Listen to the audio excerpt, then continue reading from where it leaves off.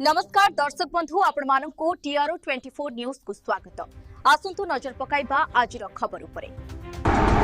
धार्मिक परिवेश मध्य सासु भुआसुणी उत्तरसाही हरिहाट ठारे अनुष्ठित होईछि गृह प्रतिष्ठा उत्सव तथा जगन्नाथ विग्रह प्रतिष्ठा कार्यक्रम। यह आयोजित होईछि अष्टम प्रहर नाम यज्ञ। 2 दिन धरी चलिथिबा एही धार्मिक कार्यक्रम रे श्रद्धालुଙ୍କ भिड़ देखबाक मिलिଥିଲା। प्रथम दिन में महाआडंबरे कलश शोभायात्रा अनुष्ठित सहित गृह प्रवेश कार्य संपन्न होता।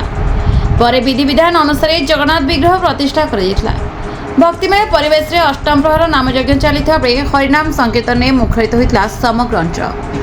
यह अवसर में श्रद्धालु प्रसाद सेवन व्यवस्था कर उत्तरसाही हरिहाट जगन्नाथ संस्कृति कमिटर सदस्य ग्रामवासी और आयोजक मान सहयोग में समस्त कार्यक्रम सुचारू रूप संपन्न होता। जगन्नाथ संस्कृति और आध्यात्मिक भावना को आधार कर आयोजित यह कार्यक्रम मंच में भक्ति और भाईचारे एक नुआ वार्ता देछि। पद्मलोचन मणिकी उत्तर घर चूड़ामणि सासु बुआसुणी पंचायत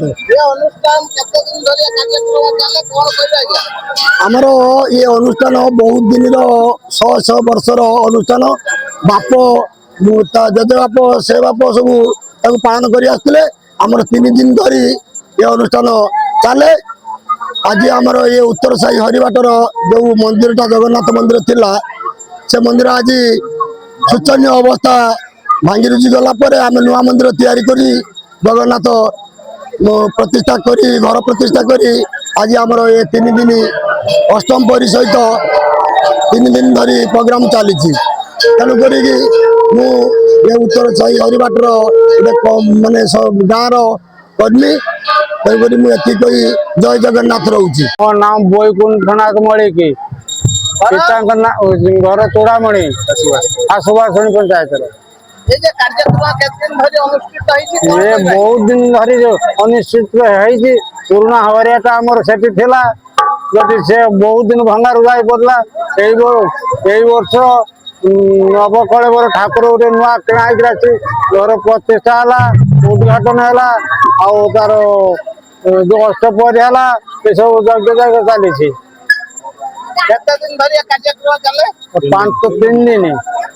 3 दिन एतर चलला 5 दिन आज 5 दिन चंद्र मणिक पूर्वतन एक सरपंच को प्रतिनिधि सासु भुआसुणी ग्राम पंचायत ये कार्यक्रम ये अनुष्ठानटा आम पूर्व पुरुष गढ़ी उठे आम बापा दादा खुर्पा संपर्क नहीं एक अनुष्ठान भी एपर्यंत गढ़ी उठी।